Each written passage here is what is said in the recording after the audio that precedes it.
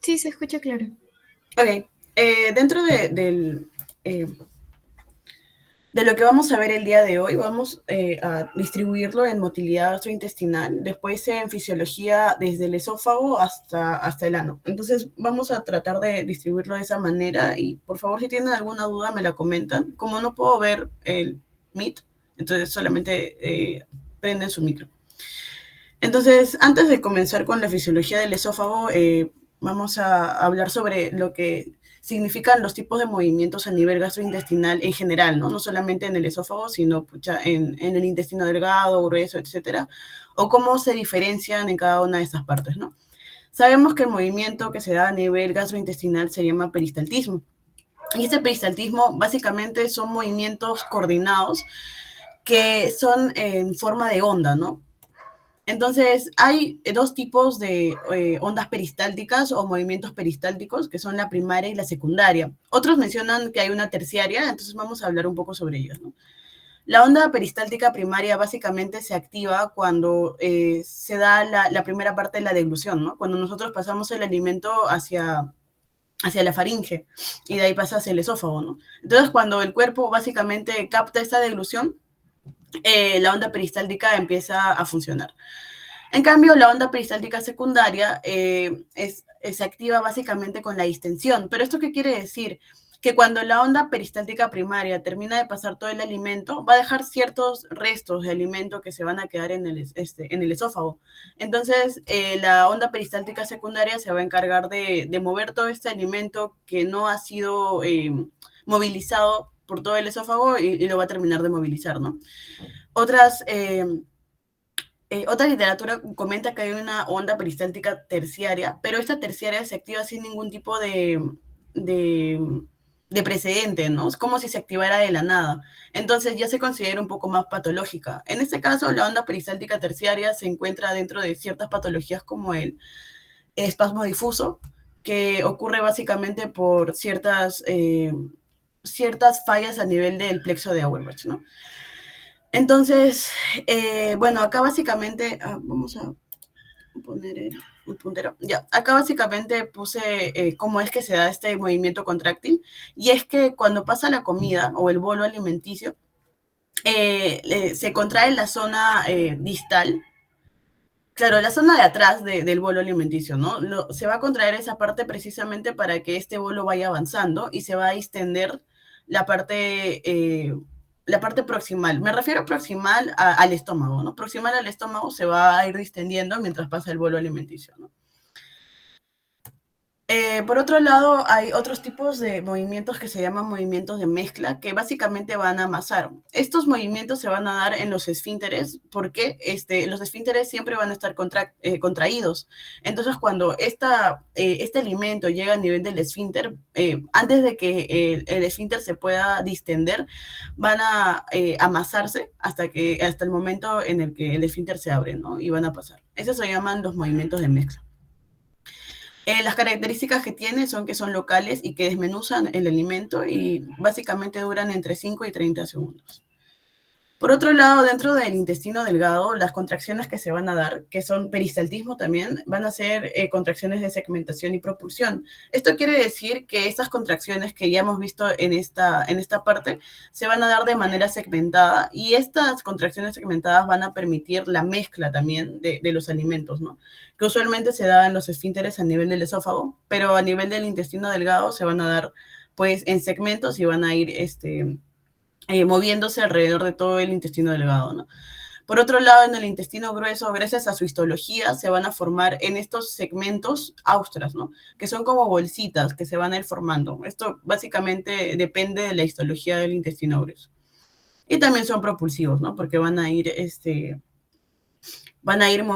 moviendo el alimento que está pasando por ahí. O bueno, los restos de alimento que ya quedan en esa zona. Por otro lado, estos movimientos comienzan gracias a una actividad eléctrica que está dividida en dos, una onda lenta y las ondas de espiga. Básicamente la onda de espiga es la que inicia el movimiento, es como si fueran el potencial de acción que ocurre a nivel de las neuronas, pues en este caso las espigas van a iniciar como el potencial de acción entre comillas que se da a nivel gastrointestinal, ¿no? ¿Esto cómo funciona? Pues usualmente hay ondas lentas que, bueno, se refieren básicamente a una oscilación entre milivoltios, ¿no? Va a pasar de -50 hasta -40. Y estos milivoltios no van a permitir que comience el potencial de acción porque eh, son potenciales muy, muy disminuidos, ¿no? Están muy negativos como para que inicie el potencial de acción, pero sí van a permitir llegar a un umbral en específico para que las espigas sí puedan llegar a un potencial de acción. Como vemos acá, estas oscilan entre 50, 40, hasta 30 incluso, y cuando llegan a un umbral, las espigas van a dispararse. Y se van a dar bastantes dentro de una onda lenta. Entonces, así va a iniciar el potencial de acción a nivel gastrointestinal, ¿no? Las espigas van a estar estimuladas por la distensión, la acetilcolina y el parasimpático, ¿no? Como mencionamos, la distensión va a ser uno de los propulsores para que inicien una onda peristáltica, ¿no? En este caso, la primaria. La primaria y la secundaria. Y la estimulación por noradrenalina y el simpático van a hacer que estas ondas se hiperpolaricen y no comience el potencial de acción. Vale resaltar que las ondas lentas controlan la aparición de estos potenciales en espía, como ya lo mencioné, que son los verdaderos potenciales de acción que inician ya los movimientos contráctiles a nivel del tracto gastrointestinal. Por otro lado, acá tenemos el esófago. Cabe resaltar que el esófago está limitado por dos esfínteres, el esfínter esofágico superior y el esfínter esofágico inferior. Es importante saber que cada uno maneja cierta presión y eso para que los alimentos puedan desde la zona craneal hasta la de los pies, ¿no? Entonces, el esfínter esofágico superior está como inervado por los nervios trigémino, glosofaringio y vago, que van a llevar todos los estímulos que ellos recojan hacia el centro de deglución, ¿no? Y van a permitir que estos, van a ir al centro de deglución y acá, a partir del centro de deglución, van a lanzar eh, como ciertas indicaciones para que se pueda contraer el esófago, ¿no? Y pueda pasar el bolo alimenticio a través de él. Por otro lado, es importante saber que el esfínter esofágico inferior, además de las ondas aferentes que tiene o de las terminaciones aferentes que tiene que se van a ir también al centro de dilución, también va a tener va a estar manejado por ciertas hormonas que van a generar la distensión de este esfínter esofágico, que son el BIP y el óxido nítrico, ¿no? Vamos a hablar un poco más a detalle adelante, pero es importante que lo sepan porque hay ciertas patologías en esta zona del esfínter que ocurren porque estas hormonas no van a ser como captadas por este esfínter, ¿no? Porque va a haber a nivel del plexo de Auerbach como una... va a haber como cierto daño a nivel del plexo de Auerbach que no va a permitir que las hormonas que van a permitir la distensión de este esófago se liberen, ¿no? Entonces, el esfínter esofágico inferior suele contraerse demasiado y produce ciertas patologías como la calasia, ¿no? No sé si han escuchado hablar de esta patología, y es que, estas hormonas no se van a liberar y a este nivel no va a pasar la comida, o sea, toda la comida se va a quedar a esta zona y va a haber regurgitaciones, va a haber dolor, va a haber picazón, etcétera, ¿no? Y va a generar un montón de molestias en el paciente, ¿no? Por eso es importante saber esto de acá. Más que todo para adelante, ¿no? Pero es importante saberlo, por si lo preguntan en algún momento. Ahora, no solamente el tracto gastrointestinal, el esófago está inervado o está dividido en inervación extrínseca e intrínseca, pero es importante saberlo a nivel de esta zona, ¿no? La inervación extrínseca del esófago está por el nervio vago y la inervación intrínseca está dado por el sistema nervioso entérico. Intrínseca porque está ubicada básicamente en las zonas centrales y extrínseca porque está alrededor, o sea, pues está por fuera, entonces por eso se denomina extrínseca, ¿no? Ahora, el sistema nervioso entérico está conformado por dos plexos importantes que ya los habrán escuchado en la academia, que son el plexo de Auerbach o mientérico y el plexo submucoso o de Meissner, ¿no? En este caso, se dividen por la zona en la que se encuentran y también por la función que cumplen, ¿no? El plexo de Auerbach está ubicado a nivel de la capa circular interna del esófago y el plexo submucoso o de Meissner está ubicado a nivel de la submucosa, ¿no? Por eso se llama plexo submucoso. El plexo de Auerbach básicamente tiene como función la contracción y el de Meissner tiene la vasodilatación y la secreción mucosa. Por otro lado, también es importante saber que a nivel de las glándulas salivales se va a excretar alfa-amilasa y acá es donde va a iniciar la digestión del almidón.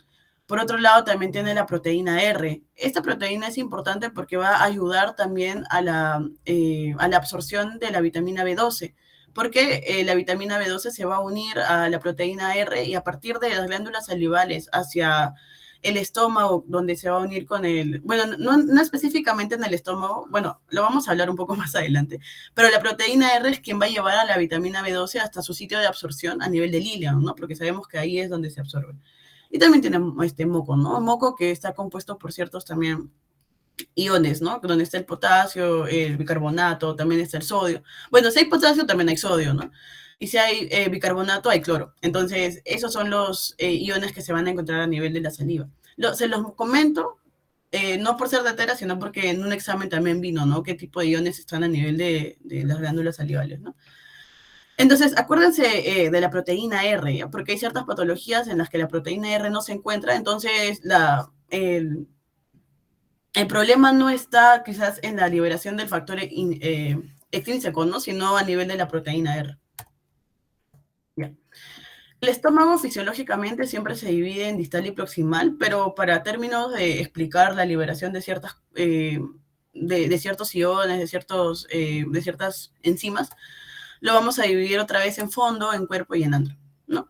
A nivel del cuerpo están dos células muy importantes y te cabe recalcar que dentro de estas dos células la más importante, creo yo, es la célula parietal, porque acá se va a liberar el ácido clorhídrico, obviamente, y el factor intrínseco, ¿no? Y por otro lado, a nivel del antro, van a estar las células mucosas, las células G y las células D, ¿no? Que van a liberar somatostatina. Ahora, la función de la somatostatina, de la gastrina, etcétera, lo vamos a ver más adelante, pero primero hay que enfocarnos en las células parietales y en las principales, ¿no? Ahora sabemos que cuando ya llega a nivel del estómago, el bolo alimenticio pasa a llamarse quimo, ¿no? Porque se va a juntar con el ácido, ¿no? Ahora, vamos a ponerlo así. Ya. Ahora, bueno, para que las células parietales funcionen y puedan secretar el ácido clorhídrico y también el factor intrínseco, van a ser estimuladas por el nervio vago. El nervio vago va a botar acetilcolina y GRP para estimular a las células parietales y también a las células G. Entonces vamos a concentrarnos un poco más en las células parietales. Las células parietales van a tener tres tipos de receptores. El receptor M3, que son muscarínicos, el receptor CCK y el receptor H2, que es de histamina, ¿no? Básicamente van a permitir la liberación del ácido clorhídrico y del factor intrínseco. Esto de acá no se lo queda mucho, solamente está ejemplificando cómo es que se libera el ácido clorhídrico. Lo importante acá es cómo se estimula, ¿no? El nervio vago va a liberar la acetilcolina, pero la acetilcolina va a unirse a los receptores muscarínicos, eso acuérdense, la acetilcolina siempre con los receptores muscarínicos o los receptores nicotínicos, ¿no? Pero en este caso son muscarínicos. Por otro lado, también va a liberar el GRP, que como ya lo mencionamos, que es el Gastric Releasing Peptide, que va a permitir la liberación de la gastrina, ¿no? Como su mismo nombre lo dice, ¿no? Pero va a estimular a la célula G. Y esas células G van a liberar gastrina y la gastrina va a actuar a nivel del receptor de CCK. Y también va a permitir la liberación del HCl, ¿no? Por otro lado, la gastrina también va a activar a las células SL, que son como parecidas a las entéricas, básicamente. Eh, endo, endocromofinas, perdón. En las células endocromofinas que van a activar o van a liberar la histamina y esta histamina se va a juntar con los receptores H2, que también van a permitir la liberación de HCl, ¿no? Básicamente. Entonces, es importante que se sepan los receptores, no es tan importante, lo menciono simplemente por si se pasan de dateros en el examen. Algo que tienen que recordar del examen de gastro, para todas las facultades incluso, es que es muy datero. Entonces, Si viene algún datito con que, pucha, ¿qué receptores tienen las células parietales? Acá ya los tienen. Ah, perdón. Ya. Y nada más. Bueno, como ya les mencioné, las células G liberan gastrina y la gastrina también va a juntarse con las células SL y esta SL va a permitir la liberación de histamina y la gastrina va a actuar en las células parietales y va a permitir la liberación de HCl y factor intrínseco, que acá está ya ejemplificado. Bueno, acá solamente puse la imagen para que sepan que la fisiología del estómago está dividida en 3 fases, que es la fase cefálica, la gástrica y la intestinal, ¿no? La primera, que es la gástrica, la cefálica es la que está liderada por el nervio vago y su liberación de acetilcolina, ¿no? En el caso de la fase gástrica es la de los reflejos o lo que ocurre a nivel del estómago y la liberación del HCl. Y la intestinal es cuando ya pasa el quimo hacia esta zona y ocurre la alcalinización de los alimentos, ¿no? Ahora, a nivel del páncreas, es importante resaltar que tiene bastantes enzimas. A ver, lo voy a dar. ¿Ok? Y cada una tiene diferentes funciones, ¿no? Acá lo dividí en 3 porque precisamente tiene 3 funciones más importantes, que es la metabolización de la proteína, de las grasas y de los carbohidratos. Y también es importante saber que todas estas enzimas van a actuar solamente en el duodeno, ¿no? Porque a nivel del páncreas van a estar inhibidas. Es importante saberlo porque a nivel de la fisiopatología del páncreas, o bueno, de la pancreatitis, estas enzimas van a ser como liberadas a nivel de esta zona y van a ser activadas a nivel de la zona del páncreas y van a autodigerir al páncreas, ¿no? Entonces es importante saber que estas enzimas solamente van a actuar a nivel del duodeno y van a necesitar de ciertas enzimas que los van a activar, ¿ok? Entonces, acá les puse un ojito donde la secreción del inhibidor de la tripsina es importante porque inhibe la digestión del propio páncreas, ¿no? ¿Por qué ocurre la digestión del páncreas? Por ciertos metabolitos, quizás por el alcohol o quizás también por algún tipo de obstrucción que van a permitir la liberación del calcio, donde van a activar ciertas vesículas donde están los precursores de estas enzimas y estas van a ser liberadas y van a autodigerir el páncreas, ¿no? Pero en este caso, vamos a ver cuál es su función normal y nada, bueno, vamos a comenzar por la metabolización de la proteína.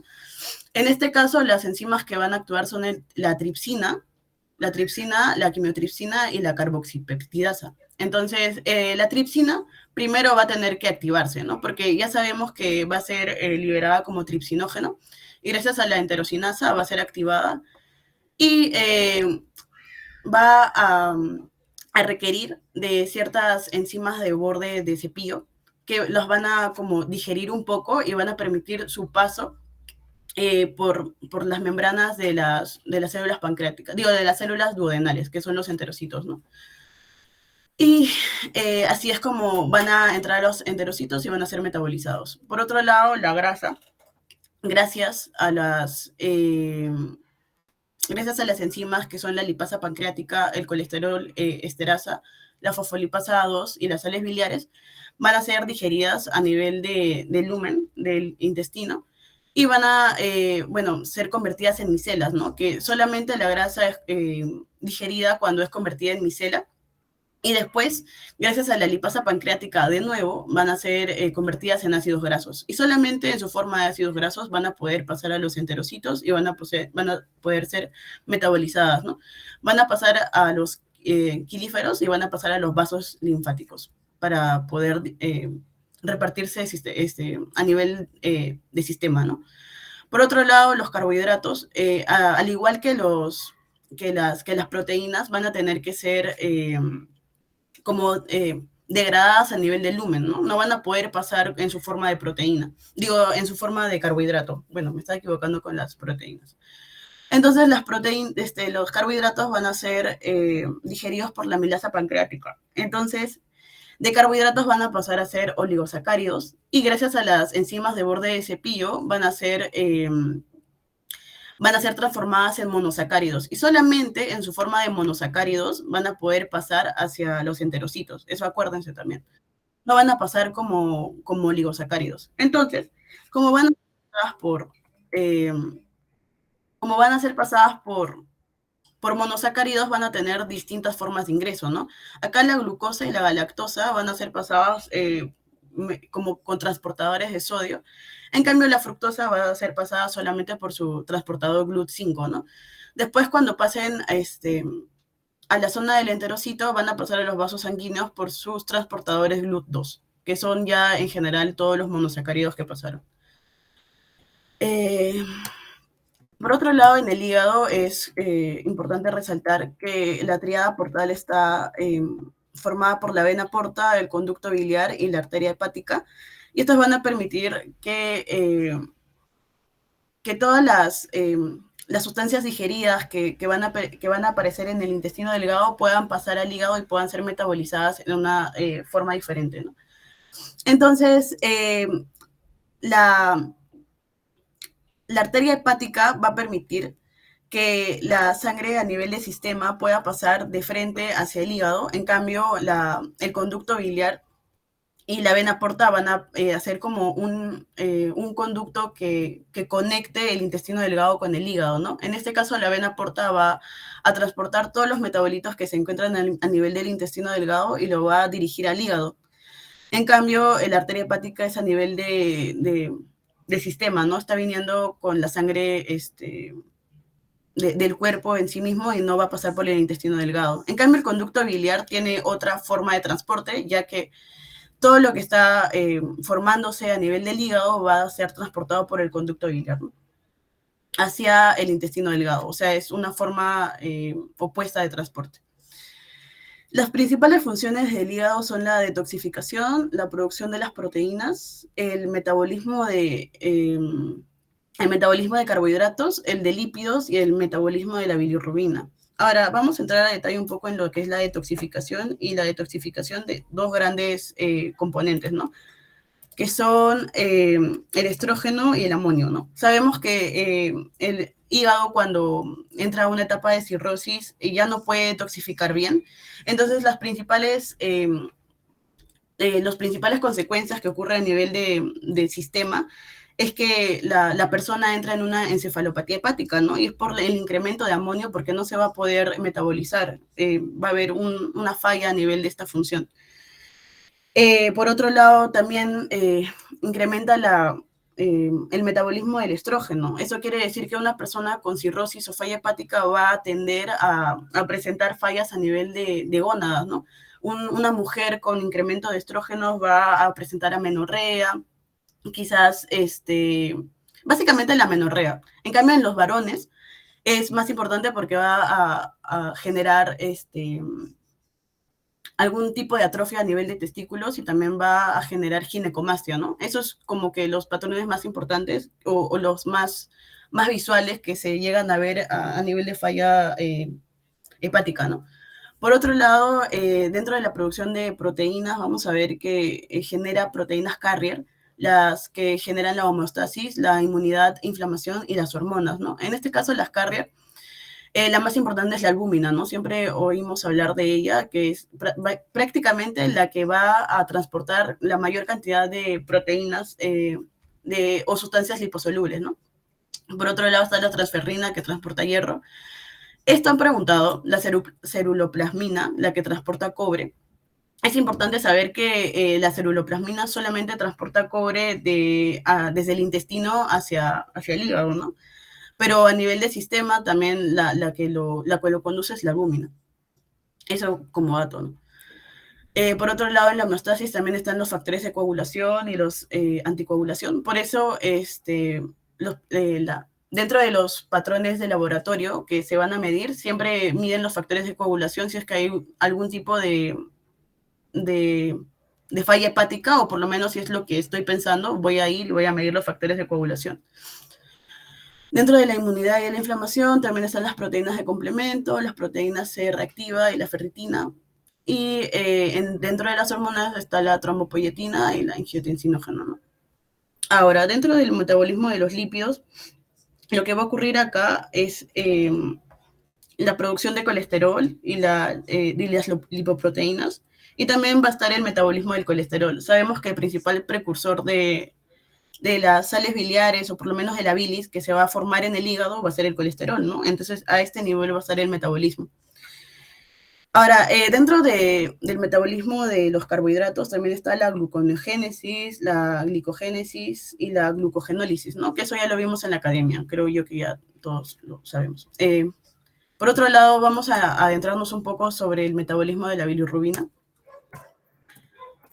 que es probable que pregunten quizás como algún caso clínico, y si les preguntan datero también ya lo tengan en esta zona, ¿no? Ahí.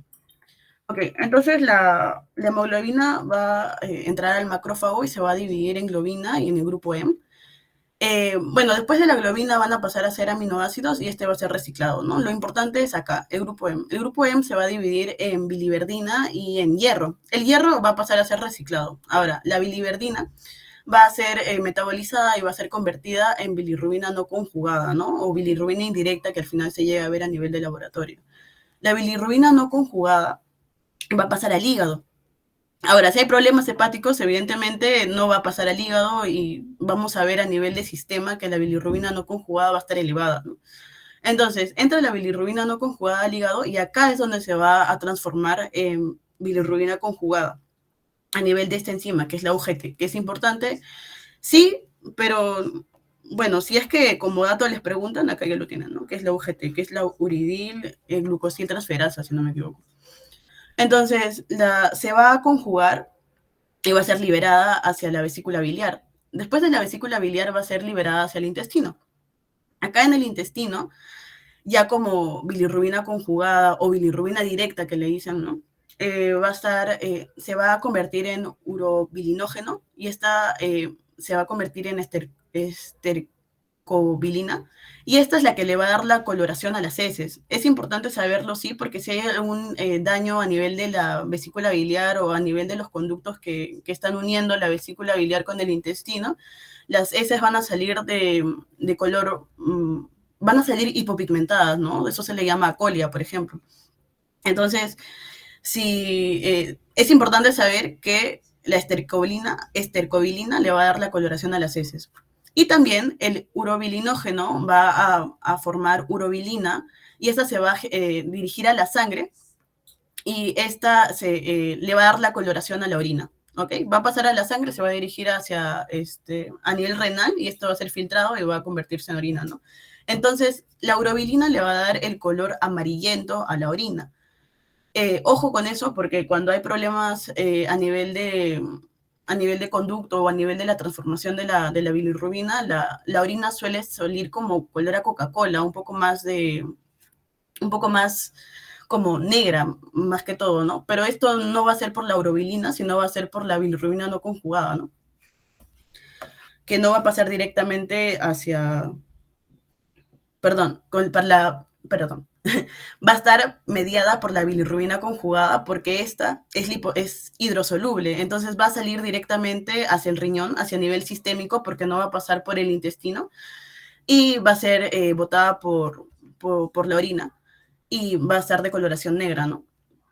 O color a Coca-Cola. Entonces, después de la urobilina haber pasado por la sangre, haber sido dirigida a la orina, lo que es reabsorbido se va a ir a la circulación enterohepática y va a ser reciclada. Y así va a seguir el ciclo.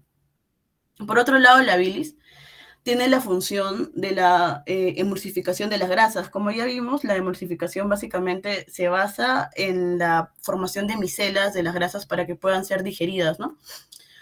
Entonces, el principal precursor de la bilis es el colesterol, ¿no? Como vimos que el metabolismo se daba a nivel del hígado, la bilis evidentemente va a tener como precursor a este metabolito, ¿no? Y la bilis va a estar compuesto básicamente por sales biliares. Esto es importante saberlo, sí, porque ya lo han preguntado. Esto es una fija, seguramente les va a venir. La bilis está conformado principalmente por las sales biliares. Y el principal precursor de las sales biliares son el colesterol. No se vayan a confundir, porque el colesterol también puede estar en las opciones, pero no es ese, ¿no? Son las sales biliares. También está conformado por colesterol, pero no en gran proporción, por fosfolípidos, bilirrubina, electrolitos y agua, ¿no?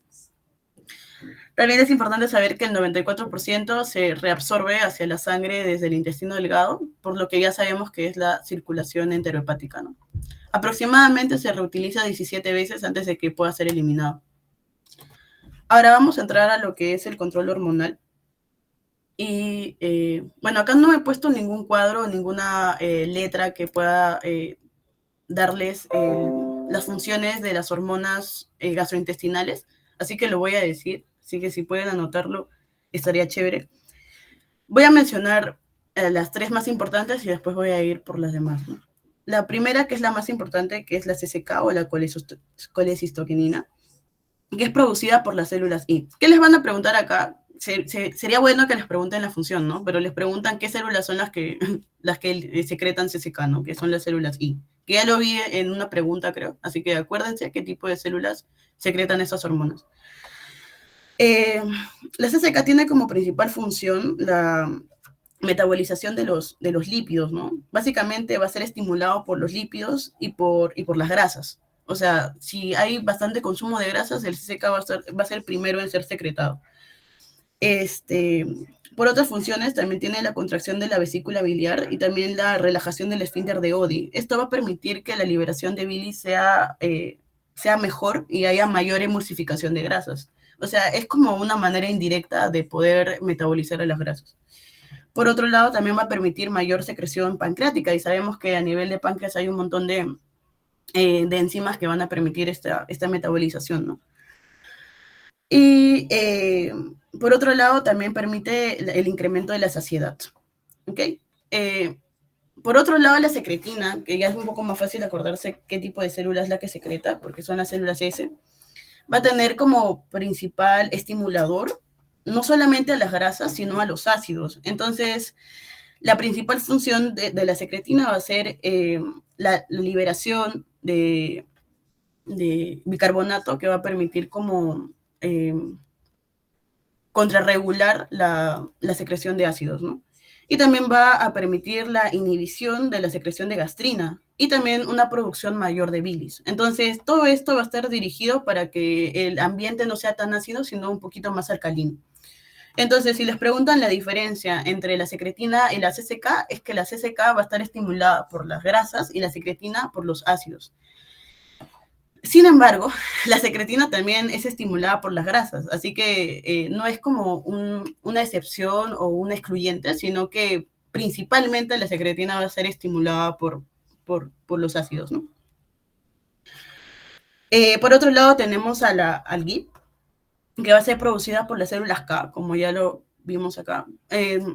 Cabe aclarar, como está en la imagen, que estas tres células están a nivel de duodeno. Entonces, estas hormonas van a estar liberadas a nivel de esta zona.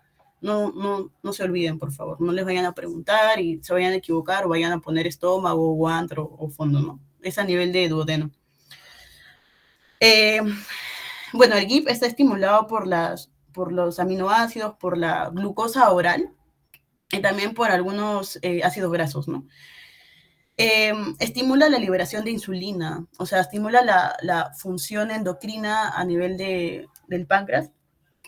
Y es como que el principal estimulador de insulina a este nivel, ¿no? Porque incluso mencionan ciertos artículos que el GIP no puede ser estimulado por la glucosa endovenosa, ¿no? Alguien te puede inyectar glucosa, pero el GIP no va a ser liberado a la misma proporción que es liberado por la glucosa oral, ¿no?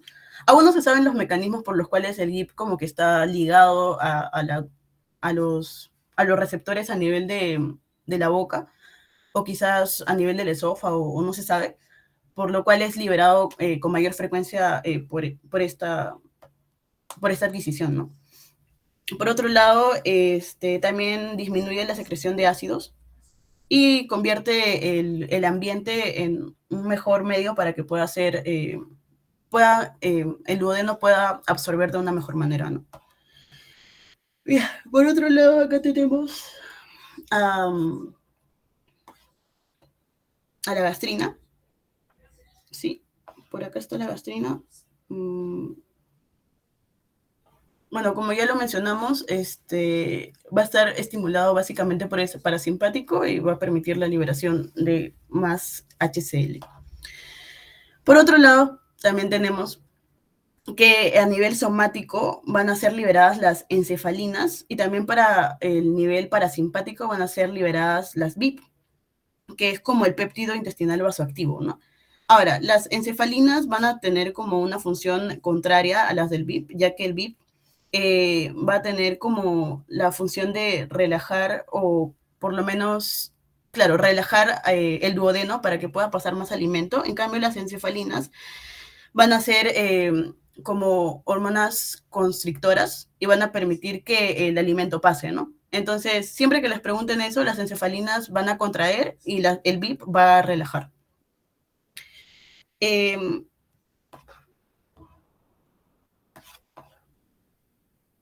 bueno,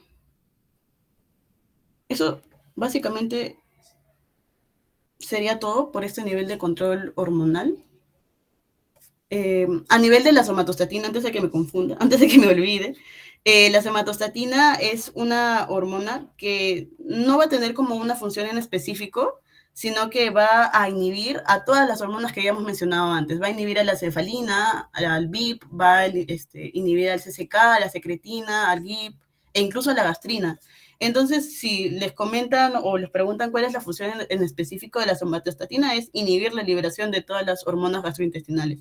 Entonces, si liberas más somatostatina, por ejemplo, la liberación o la emulsificación de las grasas va a estar inhibida, incluso acá como las encefalinas son constrictoras, va a permitir que sea más, vaya a haber más vasodilatación, etcétera, ¿no? Entonces, esta es la principal función de la somatostatina y va a estar estimulada por una disminución del pH y va a estar inhibido también por la estimulación vagal. En este caso, la que va a primar va a ser el parasimpático, ¿no? Y como ya mencionamos, la histamina va a permitir la liberación de más HCl. Y bueno, eso ya sí sería todo. Algo para mencionar y no olvidarme antes de que termine. La motilina es un extra, ¿ya? Porque este va a actuar a nivel del MMC, que es el movimiento migratorio complejo, que es el movimiento que ocurre a nivel del ayuno, ¿no? Es como que este movimiento permite que toda la comida que se ha quedado a nivel del intestino delgado y el intestino grueso, también si no me equivoco, vaya a ser como eliminado y excretado para que esté libre para la siguiente comida, ¿no? Entonces la motilina se va a elevar con el ayuno porque va a ser, va a actuar a nivel de entre comidas. O sea, yo como ahorita en el desayuno, termino de comer, mi sistema digestivo actúa, tal, excreto, pero entre el tiempo, entre esa comida y la siguiente comida, que es el almuerzo, la motilina se va a encargar de liberar todo el espacio que ha sido ocupado por comida y que tiene restos de comida para que llegue la siguiente y pueda actuar de la mejor manera y pueda haber como más espacio, ¿no? Entonces, si les preguntan, la función de la motilina básicamente es constrictora. Ya, no se vayan a confundir porque también hubo una pregunta de la motilina en la que si les preguntaban si actuaba en la contracción o en la dilatación. Bueno, ya, ya lo tienen, ¿no? Que es la contracción. Y bueno, eso sería todo. No sé si tienen alguna pregunta del comienzo o del final. Sí, Andrea, yo tengo una consulta. Justo hubieron preguntas de absorción, de digestión de proteínas y creo que lo mencionaste muy rápido y no pude entenderlo. Ah, ya, claro. Las proteínas y los carbohidratos, ambos se digieren o inician la digestión en el estómago. De las proteínas, sí. Pero de los carbohidratos ya inicia a nivel de la boca, ¿no? Sabemos que el almidón va a iniciar su digestión a nivel de las glándulas salivales, ¿no? Porque ahí hay una amilasa. Entonces, los carbohidratos ya sería a nivel de la boca, ¿no? Pero de las proteínas sí sería a nivel gástrico. Ok, gracias. ¿Y las grasas entonces a qué nivel sería? También duodenal, sí. Ah, ok. Gracias, Andrea. Bueno, esa era mi duda. No sé si alguien más tenga dudas. Ah, ya, acá preguntan sobre las células intersticiales de Cajal. Eso es a nivel acá, del control neural. A ver, vamos a devolver todo esto. Ya, acá les había mencionado sobre la actividad eléctrica, ¿no? Ya, lo que usualmente ocurre, o bueno, se piensa, es que los movimientos de espiga, estos de acá, ondas de espiga, están mediados por las células intersticiales de Cajal, ¿no? Que van a iniciar como que el potencial de acción y van a permitir el movimiento de peristaltismo a nivel del tracto gastrointestinal. Entonces, es como si se mencionaran, es como las neuronas del tracto gastrointestinal. No se mencionan mucho, pero sí las tienen ahí. Porque, bueno, a este nivel, por ejemplo, de las ondas lentas y todo, no son considerados como potencial de acción en sí, pero sí se mencionan porque estos son los que van a iniciar la actividad eléctrica. ¿Tienen otra duda? Creo que eso es lo único que leí. ¿Alguien tiene otra duda, chicos? Creo que no. Andrea, ¿crees que nos puedas pasar tu diapositiva? Sí, no hay problema. Listo, gracias. Y otra consulta. La clase, ¿crees que la podamos subir? Claro, no hay problema. ¿La grabaron? Sí. Ya, sí, no hay problema. Ok, gracias. Ya, las enterocromafines. Ya, espérate. No son enterocromafines en sí, sino que son como parecidas, ¿no? Se les dice enterocromafines like o algo así, está en inglés, pero actúan como células enterocromafines. Estas son las que van a liberar la histamina y la histamina va a actuar con los receptores H2 y va a permitir la liberación de HCl. Bueno, sí, esa era la pregunta. Perdón por cortarte, Camila. Sí, normal, súbelo, no hay problema. Ahorita les pido Gracias.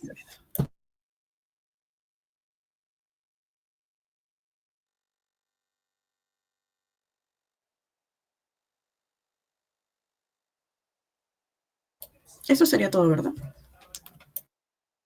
Sí, creo que ya no hay más dudas. En todo caso, también si me preguntan algo, te puedo escribir. Ya, sí, no hay problema. Ok, listo, Andrea. Muchas gracias por el repaso. Sí. Gracias a ustedes, chicos. Chao, buenas noches. Buenas noches.